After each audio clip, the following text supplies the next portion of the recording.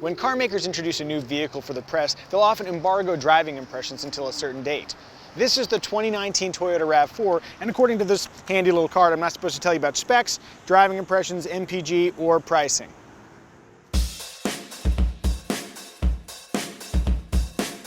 But here's what we can do. We can check out the interior and exterior, we can talk about the infotainment system, and you can watch me drive the thing with a totally blank, embargo-respecting expression.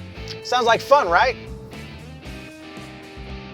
Let's start outside, where the 5th generation RAV4 is lower and wider with a longer wheelbase while also measuring slightly shorter overall. Out in the real world, it looks handsome, if not outrageous, though Toyota has spiced up each trim level with distinct styling touches. This XLE trim is pretty straightforward, but the hybrid and limited trims amp up the visual interest well, and the adventure trim looks appropriately adventurous. Inside it's not particularly daring stylistically, but there are some cool bits if you look around. This graded surround near the sunglass holder, the ridges on the inside of the door handle that make you want to keep touching them, this snow-like pattern that appears in these trim pieces and also along the seats, and rubberized knobs for the climate and audio controls. I wonder how those are going to wear, but they feel really good right now. This is the all-wheel drive model, and it includes a drive mode selector down here, which is this grouping of 6 buttons. I wonder if a rotary knob like every other SUV would have made a little bit more sense. We'll have to see how that one works in action. There's also a torque display in the gauge cluster that shows you where power is being sent front and back. And I imagine also left and right in versions that have the torque vectoring all-wheel drive system. This one doesn't have it, that's why I'm not showing it to you right now. For infotainment, we have Entune 3.0. A 7-inch screen comes standard, 8 inches is optional, and it's placed nice and high, pretty close to the driver's field of view. Entune 3.0 includes Amazon Alexa functionality, as well as smartphone integration via Apple CarPlay, but not Android Auto. One thing I really like about how Toyota is doing their infotainment systems, like here in the RAV4, is that they combine physical buttons along the edges with super simple displays. This could not be simpler. Oh, my wife just sent me a text. Get out of here. Don't stop looking. Interior storage consists of door nooks, a center console area, a spot for your phone near this USB port, and a Highlander-inspired slot along the dash. For passengers, the front seats are comfortable and, unsurprisingly, free from pressure points. Toyota does a bang-up job with seats. Elsewhere, soft materials appear in critical spots like the armrest, instrument panel, and dash.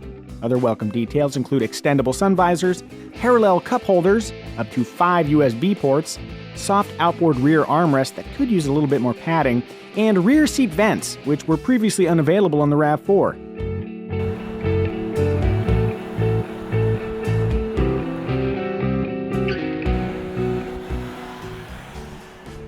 With the front seat set for my utterly average 5'10" 10" build, there's a lot of clearance for my feet down low, knees right here, and headroom. Move to the middle position, headroom is still great, and there's a good wide spot to put my feet. And then, outboard, soft armrest, 2-position recline function, and notice this window here. Gives a nice open, airy feeling. If you've ever sat in the back of a Toyota CHR and you know how claustrophobic that feels, this is the opposite.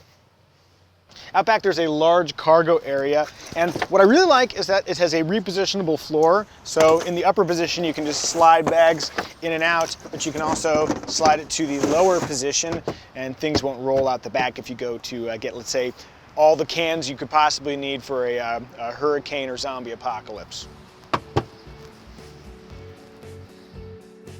Toyota revealed a fair number of details at the 2018 New York Auto Show, so I should be safe talking about safety. On that front, all RAV4s include 8 airbags and Toyota Safety Sense 2.0, which bundles road sign detection, full-speed dynamic cruise control, pre-collision warning with pedestrian and daytime cyclist detection, and lane departure alert with steering assist. As for the powertrain, a 2.5-liter 4-cylinder engine of indeterminate output comes standard, as does front-wheel drive. But there's also a presumably more efficient hybrid variant and all-wheel drive for those who need enhanced traction.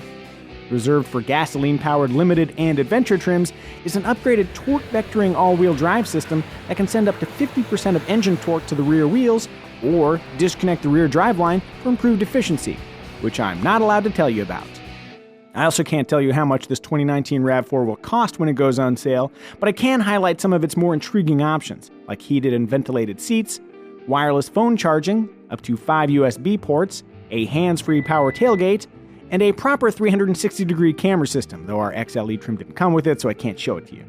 From a feature perspective, the 2019 RAV4 looks well positioned versus a competitive set that includes, among others, the Honda CR-V, Ford Escape, Chevy Equinox, Mazda CX-5, and Nissan Rogue. And that's pretty much all I can say for now, but I promise we'll have a full review in the end of November 2018, whenever you're watching this. And now back for another taste of me driving expressionlessly.